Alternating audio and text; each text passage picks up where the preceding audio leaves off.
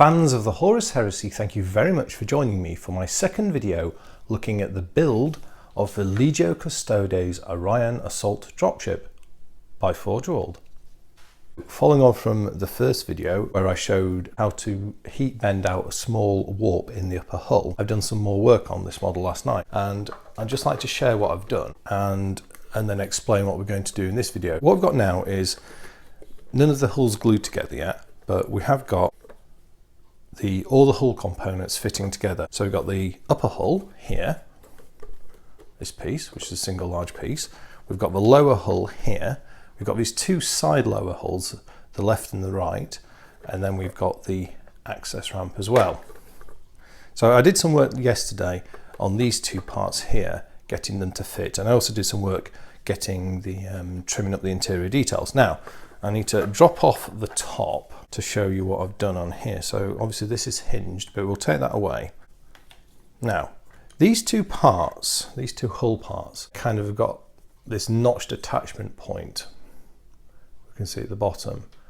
But then other than that, they kind of like stick on to a flat surface, which isn't a very secure attachment. What I've done is I've put two 1 inch long, or about 2.5 centimeter long, 1mm piano wire pins in to give a hold while I'm test fitting.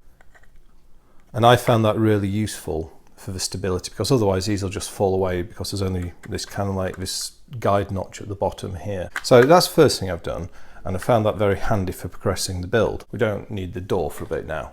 We're going to put this back together now, and I'll show you the next thing I've identified that the build requires in terms of parts fit. So I'll drop that in there. Right, now this is a bit where the light could be tricky. This room's pretty well lit, so I will try to illustrate this as best I can, but apologies if you can't see, but I think we can see. So you can see inside that we've got a line that denotes a join between the upper and the lower hull sections, and this runs around the interior of the model.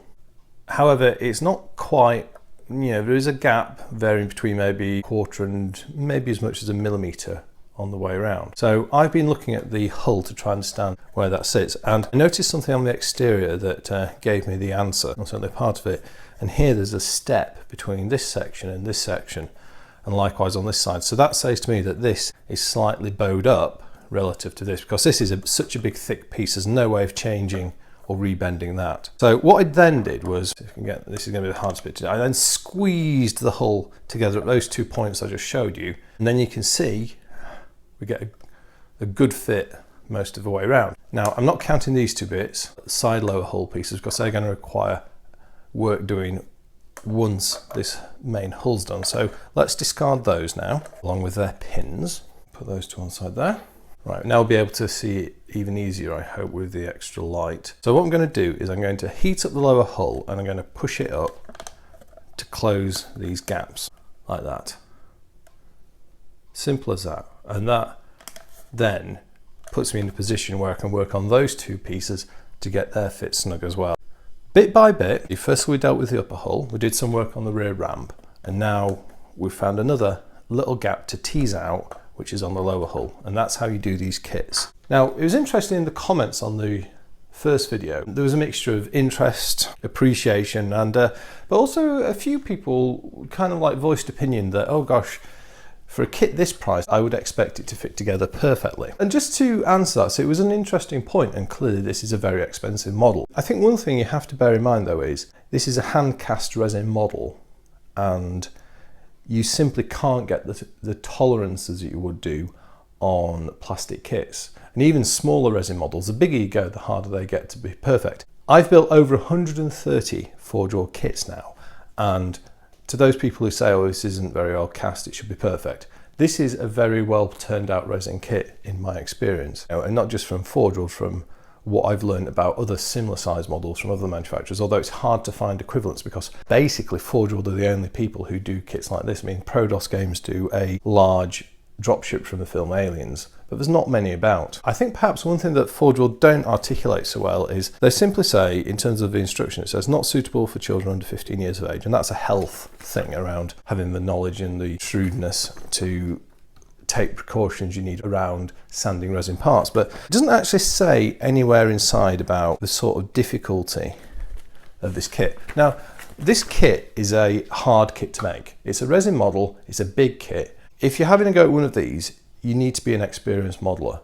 And you also really want some experience of building resin kits, in my opinion. So you're never gonna pick a kit up like this and put it together in the same way as a plastic model. You simply haven't got the tolerances on resin parts that you do on plastic kits. When you do see me doing a video saying, oh, this needs reshaping here and there, in this instance, there's no fault with the production. It's just a consequence of the medium that you're working with. If there was any genuine problems with this, such as significantly outsized parts, unrecoverable mold slips, air bubble damage, etc., etc., I will call those out, but none of those are present on this kit. So what we're doing here is just dealing with the nature of the beast, so to speak. Anyway, we'll move the instructions just to one side. And we've got the low hull, and we've got our good friend, the Pyrex dish. So I'm going to go get some hot water. Same drill as yesterday. We're going to heat it up and bend it in position. Okay, so I've put the first kettle of hot water in, and now we're going to top it off with some from a second. Should do the trick. Right, here we've got the lower hull, and I'm going to completely immerse it in the hot water. Okay, I'm actually going to turn it over, so we're probably wanting the bends on the other side. There we go. I might add a bit more in to submerge it a bit more. There we go. Once again, folks, be careful when you're using a lot of hot water like this.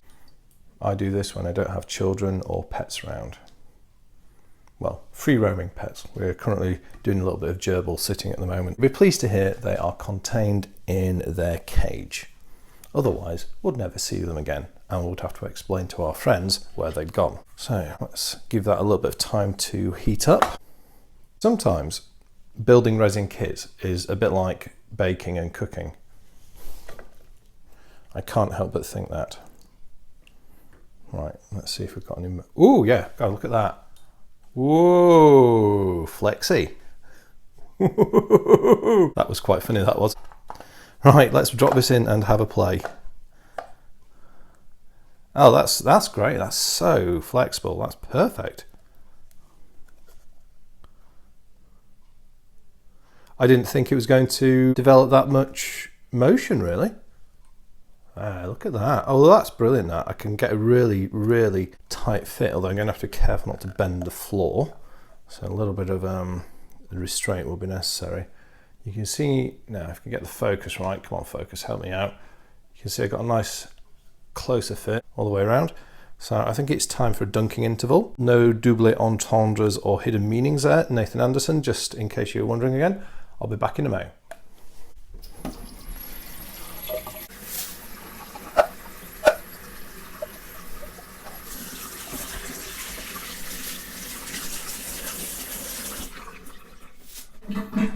Hello again, I'm back with a little bit of gurgling there in the background.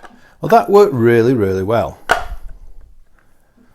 And with this bit of bending, I've resolved a whole host of fit misalignment. So here, on the underside of these wings, so these are where the blaze cannons, the Arachnus heavy blaze cannons are going to mount. Got a great fit there, and likewise, got a great fit there. Yeah. Dead pleased with that. That's really good now. And likewise, when we look inside the vehicle, maybe if I turn this over. Sorry about the shadow. The ambient light's not as good today as it was yesterday. You can see here.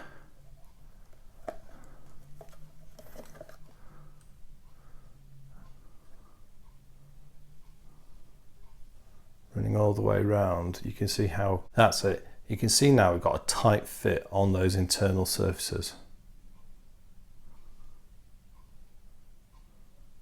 I'm really pleased with that, that's great. And those two fitting snugly as well is brilliant, splendid. So the next thing now is to see how the lower hull sections fit. Now I've done that bending. This is somewhat unpredictable. These may not fit at all now. They may fit better than before. So externally, this looks good.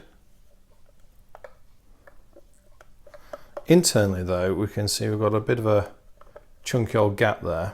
There you go, just here, sorry about the light. And then likewise here. So what I'm going to do is I'm going to drop these two in hot water to see if I can squeeze them into position. This water's lost quite a lot of its heat and it's not really the right shape container to do these. So I'm going to boil up some more water and then we'll do those. Okay, I've got the water, so we'll move this carefully out of the way. And we'll bring on travel cup urn. Fill up with some hot water. Like so, and then we'll drop those two dunk dunk in like that. Hopefully I can fish them out with this. Let's see what the first one's like now, see if it's soft enough to manipulate. Yeah, that's nice and squidgy. So grab the model, slide it into position. There we go. Closed up the gap. And actually that's aligning itself really rather nicely all the way around. There you go, you can see just through there. Sorry about all those shadows. I don't know quite what it is with the lighting today. It must be Shadow Tuesday. I'm going to go dunk that. That's one done. This one's going to be super soft now, so I hope it's not too soft. Ooh, yeah, gives me a bit more time to work with it.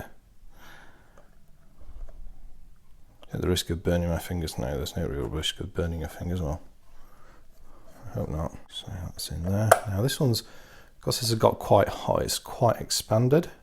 I'm going to have to let it cool a little bit, ironically, before I actually get on to doing what I want to do. There we go. Wondering on this one if it might need a little bit more trimming, so it's not quite pushing into position. I think it might do actually. That may require a bit more trimming at work. So the gap is closed up a bit, but not as full as it could be. But I think we're not quite lined up on the outside, so I need to take a bit of material away. Here. So I'll go do that and we'll come back and we'll finish it up.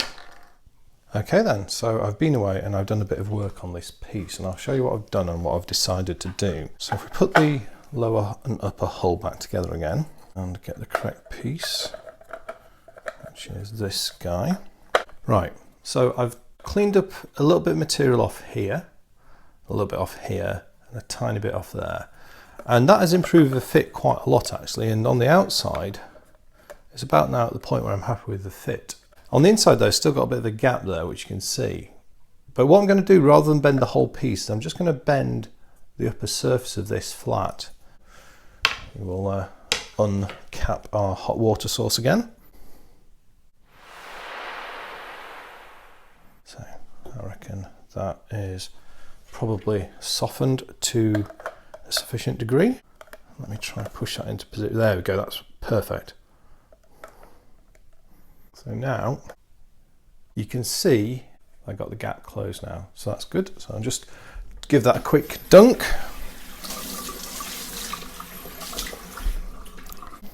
Good.